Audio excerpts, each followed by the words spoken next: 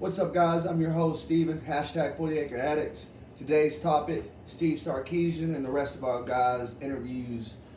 I'm joined by my co-host, Henry. Say what's up, Gat. What's up, everybody? Hope y'all are having a blessed Sunday. Yes, good Sunday, everybody. Keep God in your hearts, and let's talk football. Amen. Let's talk some football. Let's talk some Steve Sarkisian. Yes, sir. Man.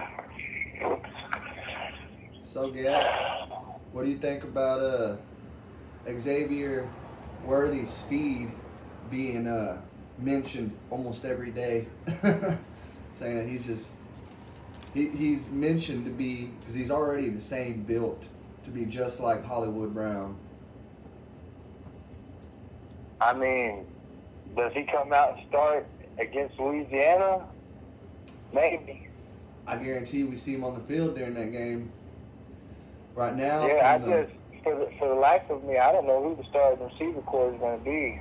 O'Meary, Whittington, Moore, Xavier, Dixon. Yeah, I was actually I was looking at the roster yesterday, and they have him behind Moore, I believe. They have Xavier Worthy behind Moore? Yes, I could be wrong. I want to say he's either behind Moore or he's behind Whittington. Who's behind O'Meary?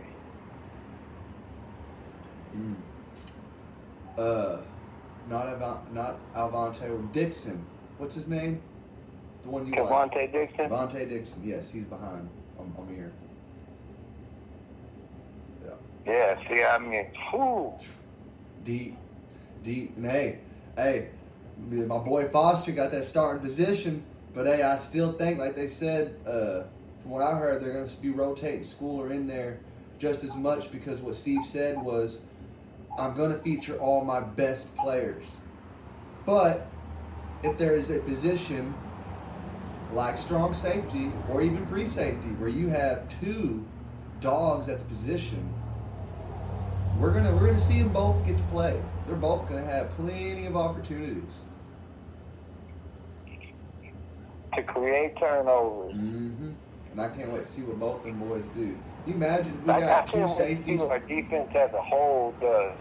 Yeah, I would love to have 3 or 4 safeties drafted in this draft.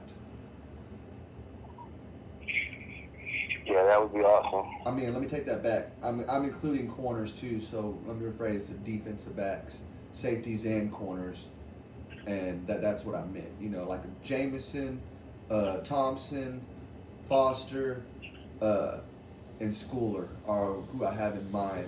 A few others are still younger and can stay. Like Jaron Thompson, he can stay for a while. He's freshman. Yeah, every time you mention Schooler, man, I hear his dad's voice in my ear on the phone. Who? Schooler. Schooler. When you handed Schooler's dad the phone and you talked to him, that was amazing. Yeah, if y'all out there who don't know, I was at the same hotel as Brendan Schooler's father. Got to meet the man. Got to get Henry on the phone to talk to him. It was an awesome experience. I got photos of those. If you actually click down the description, but down below, you can hit our Instagram link or our Facebook link, and the photos will be on there. I'm not sure if they're on Facebook, but they are definitely on our Instagram down below on the link. So just smash that link down below, and you can check out all of our photos from all the games. Yep, that was an amazing experience. Yeah. I think I was running about 80 miles an hour when he put me on the phone with him. I thought he slowed down to 55 and pulling over. Yes. I was like, I gotta hear this, you know what I mean? That was great. Like, thank you for your 2 sons, my man. Yeah. Like, I appreciate it. I wish we could have got both of them to the UT department, but I'm glad we got the one we did. Yes, sir. Yeah. I know he was the look on his face, you know, to any father coming to a state that they're not from. You know, they're from up northwest up there, and yeah, and like he said, you can hear it in his voice all day. Yeah, he says like, man, this is my first time, not his first time, but their first time as a whole coming down to Texas, you know, these last few months since Schooler got here about a year ago. And they just said they just have fallen in love with the state. They said they love the state of Texas. They love the school. They love their sons come here. And the look on his face to just any father that is the father of a student athlete at any university, you know, wants their son to thrive. And on top of that, to hear random people at a motel come up to you and just start talking to you because they see your shirt, and that ends up being, you know, the situation it was, ended up being his son. Super fans. To see how hyped random people were about your son, you know, that's gotta, it made him feel amazing. He was smiling ear to ear. Oh yeah. Like when I met Cosby's parents. Oh yeah. Like, y'all produced him? Oh. Wow. I bet the physical rehab after birth was tough. I went through 6 months of that. All right, enough reminiscing, man. Yeah. What'd you think about the look on Derek Kerstedter's face during his first interview of fall camp? Eye of the tiger. Eye of the tiger, baby. Focus. Hey, can you play the Rocky song in the background? Dun, dun, dun, dun, dun, dun. You know, he reminded me of, you remember on the program? Oh yeah, I remember the program. You remember pregame? When he's sitting there just looking like a psycho? Remember what's that movie called? Darn it, Bulletproof? No, not Bulletproof. Full Metal Jacket. He had that look.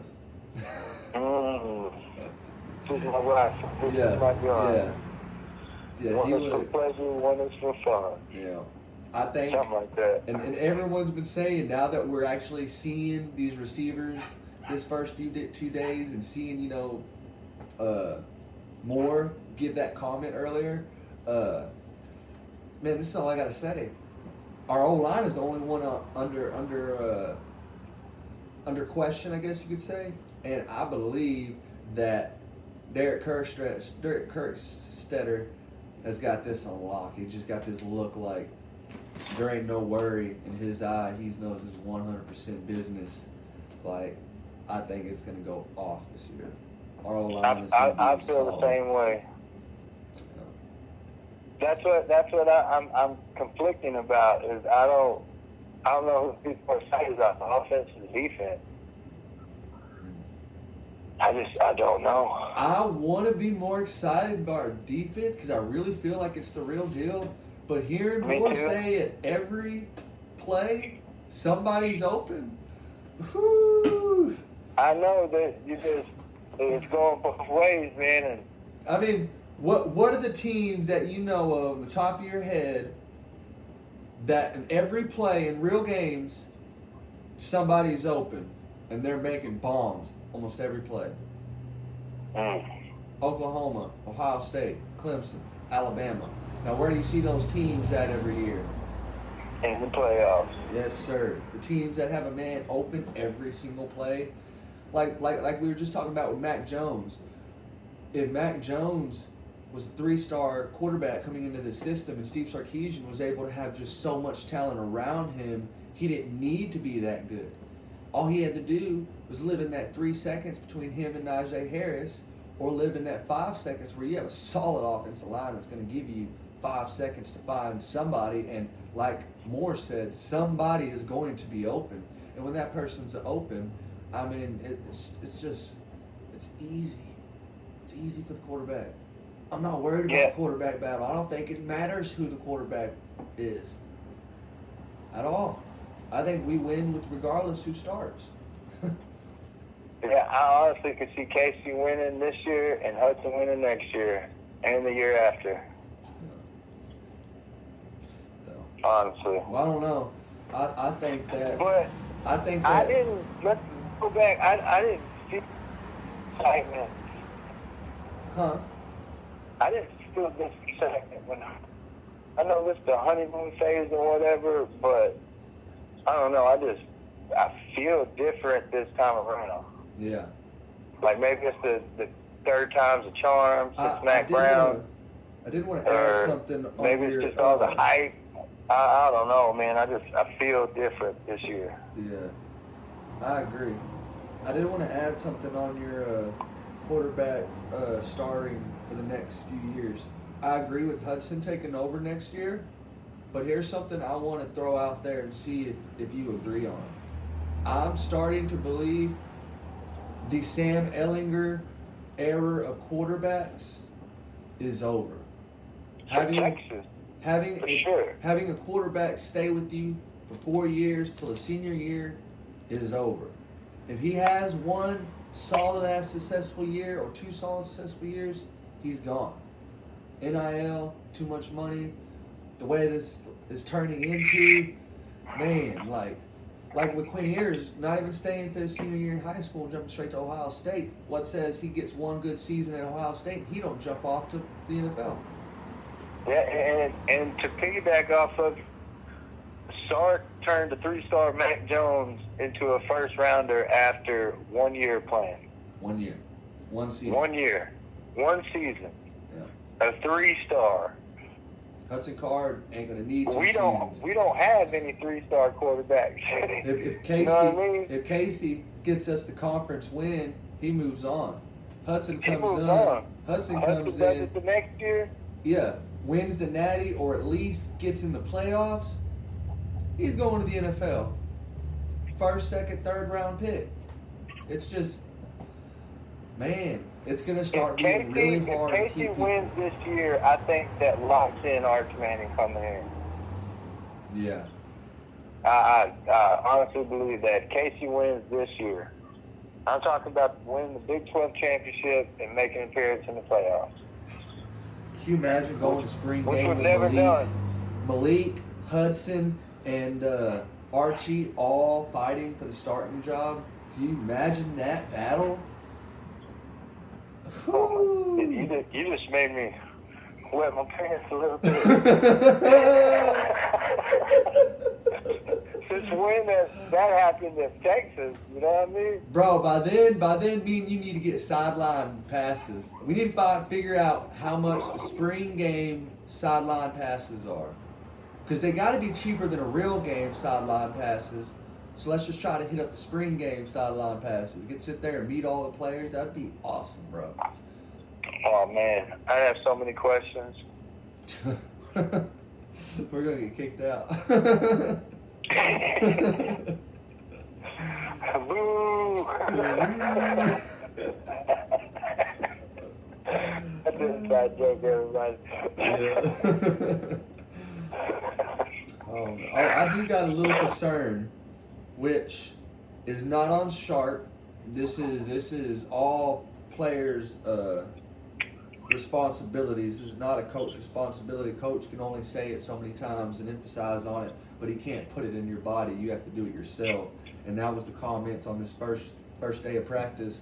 The lack of hydration and people cramping up a lot. That seeming to be an issue, which is an easy and very quick issue to fix.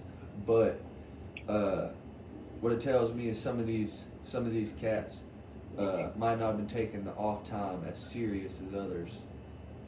Yeah, and honestly, I don't understand it because this is one of the coolest summers Texas has ever had.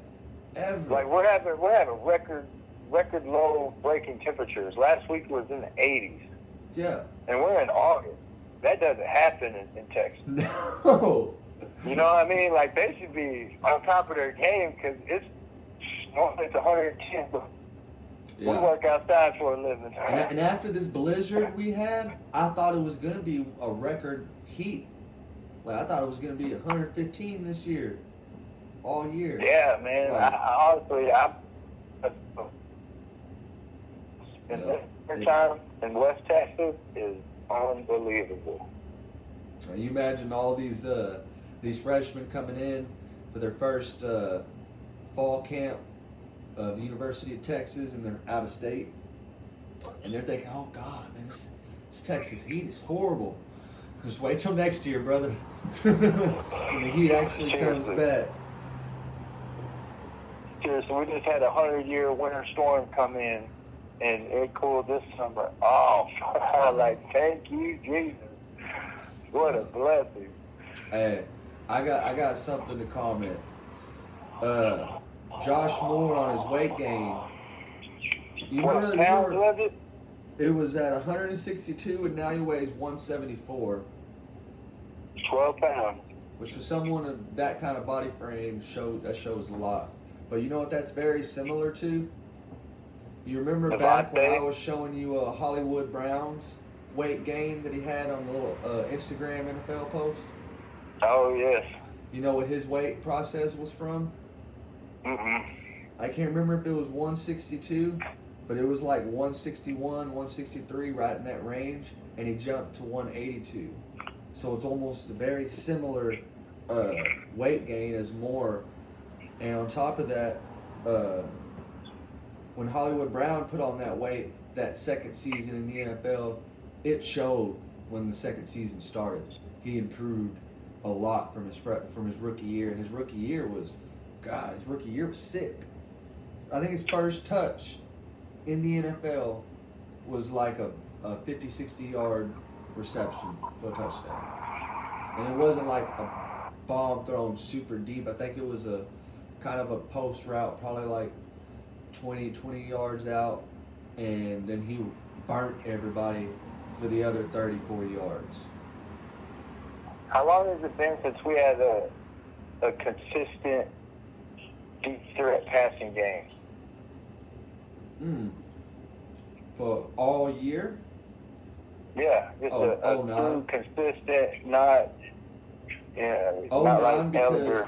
Because 08 Colt did it, and that was Colt's year really, but 09, the last year, that was more Jordan's year, and that's when Jordan had all of his records set, and Jordan was the most successful offensive player of the 2009 season. Yeah, so it's just... Yeah, so...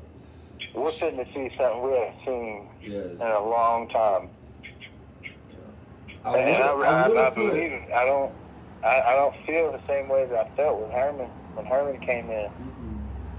I feel this is like a championship level team this year.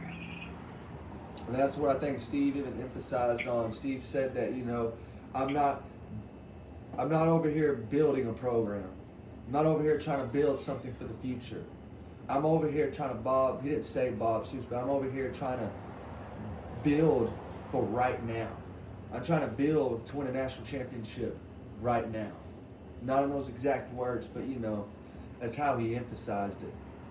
He's not building like Herman was, trying to build so that in a few years we can be competing for playoffs and national championships. He's trying to transfer over, get everybody here right now that can win right now. And the most important thing to that is the defense. And look what he did this offseason, like countless transfers. I love the question to Overshawn. What do you think about all the linebackers and how they've developed and caught on to y'all's defensive scheme so quickly? And he was like, yeah, all the players, Ray Thornton, Ben Davis, I mean, the list goes on and on. They all just come in and adapted instantly and just they're vocal leaders. I love the fact that, like I said, I feel Ray Thornton is going to be something special, especially wearing that offside number. That offside number was passed from Malik, and that's just a solid number for the last few years. And they already said I guarantee you, when the season starts, Ray Thornton is a team captain. That's the vibe I'm getting. And okay, you want to get into team captains? Let's add. Oh yeah, we can. You want to add it to this one? I don't know, because quarterback's got to be on there, and to place a quarterback on there, he's going to be started. No, I mean, do you want to add that list to this video? Do you want to do another video about that? We can do another one later today. That way you have more to post. Okay. Because my work schedule is killing me. Yeah. All right, we'll do that then. Yeah, totally. That'll be a fun one. Oh, Here's another question. I'm going to put both of us at top 5 of who we think are possible candidates. Here's the other question. Does Steve Sarkisian go back to the traditional 2 or 3 team captains, or does he stick with the Tom Herman having 5, 6, 7 captains?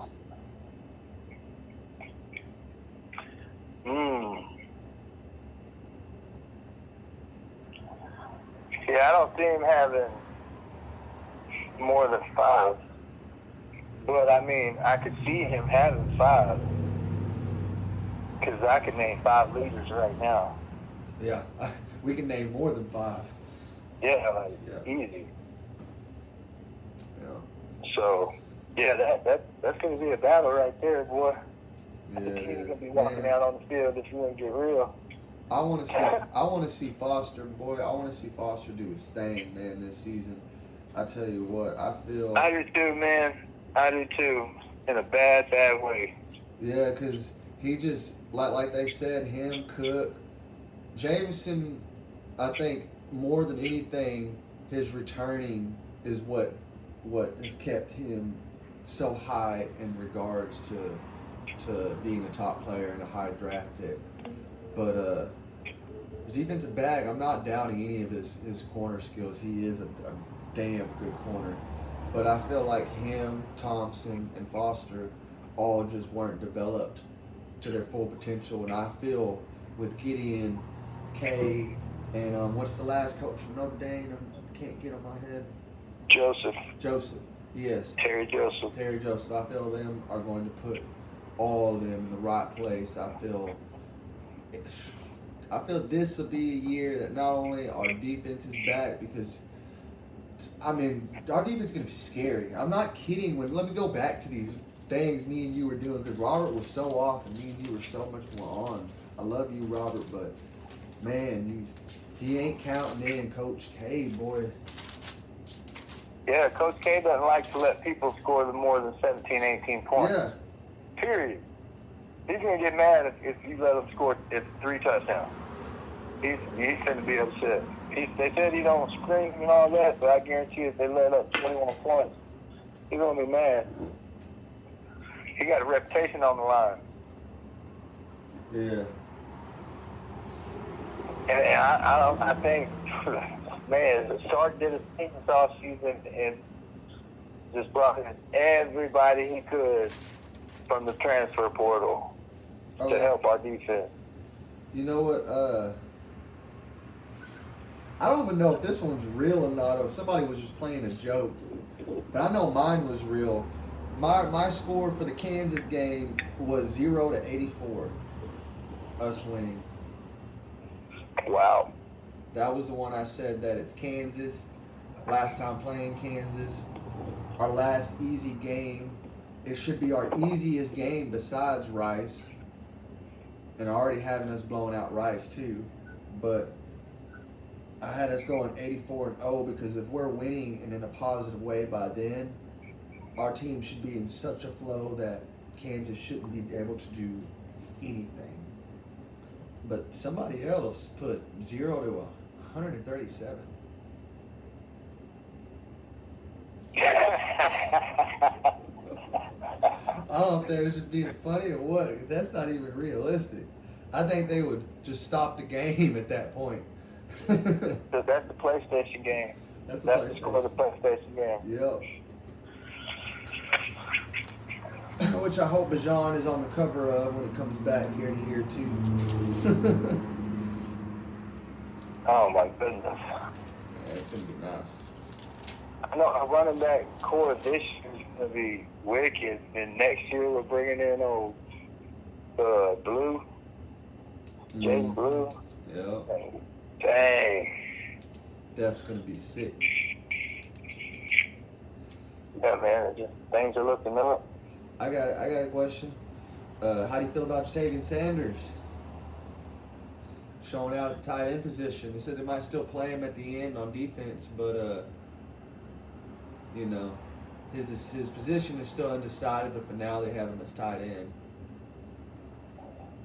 I know. Does he really beat out Kate Brewer, Jared Wiley, Mark Davis? Librock, I think he definitely Guggenhelm. Like, there's a list of tight ends. Yeah, but I mean, look what he has on defense to go unreal. against you. I mean, you got I Jacoby bet we have the Jones. best tight end room in the nation. Yeah. You got. I mean, having a tight end room like that, you know, 4 tight ends on the field all the time. Like, sorry, tackles and guards, you got to go. And I feel like teams with very strong, successful tight ends that can block and catch balls, I feel they just thrive better. I always feel offenses with solid ass tight end can do damage, especially when you get to the red zone, man. Because tight ends in the red zone are just the defense's nightmare. It's a bad mixed match. Yeah, you got a 6'6" guy going on a maybe 6 foot. That's a maybe. Yeah. Yeah, that's what we were preaching on last year, though, man. Why didn't he put Epps, Wiley, like all the tall guys in there in the red zone, man? And just one of them's gonna have put money. We see nightmare that at USC. matchup. Yeah, I'm gonna be watching USC this year. It's a guarantee they use Malcolm Epps that way. Yeah, I hope that boy does the thing over there, man. He was super polite when we met him, even though he knew he was leaving. Yeah. He didn't even mention it. Yeah. It was super cool. Still threw up the horns for us, stopped taking pictures, talk. Yeah, I got nothing but respect for him. I mean, you stood to his belly button, and I stood to his kneecap.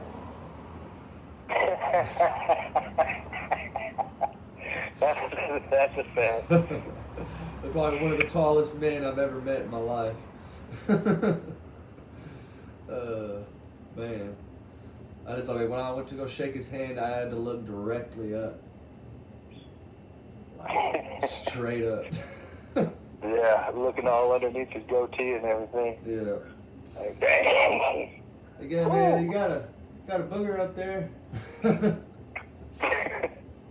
Yeah. So, Oh, Keontae does the thing over there too, man. Oh, how'd you like Xavier Worthy saying that Steve Sarkisian was the reason he committed to Texas over Michigan? Oh, I know, right? I like that. I like that a lot. Because like Steve Sarkisian even said it. Right now, he's having to recruit without players knowing what he's going to be able to accomplish here at Texas, without seeing his offense, without seeing his, everything. He's having to recruit blind, basically. Yeah. And he's still doing it. So, I mean, once they see what he's going to have Casey and Bajan and Troy and Josh and Jay Witt and Xavier do, wow. The recruits come in are going to be, we're going to have to be turning away 5 stars. Can you imagine having to turn away 5 stars, bro? Because we're already so stacked, man. Like, I don't even feel, the way I feel coming into this season, our roster being championship level, I didn't feel the same even when we got that record-setting DB class in 2018. I feel better now. I'm telling you, it's a much different feeling now. Even though we have one of the toughest schedules in all of college this year. And it just got even harder with the move. Yeah, I feel different, man. Man, this is going to be a season you need to record every game for sure. Because this is going to be the toughest Big 12 season in Big 12 history. Because everyone knows it's coming to an end. Everyone's going to be scratching and clawing. I got a predicament for you. How many fights are we going to have this season? Oh, man. I call at least 2. I call 2 games that we get, not necessarily a brawl. So I think our university, most Big 12 universities, are pretty professional enough to not act that stupid. But I feel that definitely gonna get a lot of heated moments and maybe a few solid altercations in at least 2 games. Oklahoma, I think, will be one that doesn't get too bad because it's just going to be a normal Red River rivalry because that's not going away. You know what I mean? I feel these serious altercations are going to be coming at like Texas Tech, Baylor, TCU, Kansas State. Yeah, you got to think though. We got a Coach Davis on the sidelines. I don't think he takes too kindly to that. and affecting. Yeah, he tells, I don't take too kindly to not taking too kindly around here. Man. Yeah. I don't know. Well, I hope not, man. I hope we have I don't know, but I see what you're saying totally. Everybody's going to be out to get us as always. Mm-hmm. We're always everybody's good game. It's going to be a bloodbath this year, man. It's going to be a bloodbath. Yeah. I think teams are going to be, man. Like that horns down thing. Didn't that rule come into effect officially during that Big 12 media days? I believe so, yeah. That's when they started talking about it. Yeah, if that's true, I think they're going to be finding a new way to talk smack, and they're still going to be doing it. There'll be a lot of flags thrown. I mean, it's the last year, man. And a lot, like, think about it. You take Iowa State, West Virginia, Kansas State,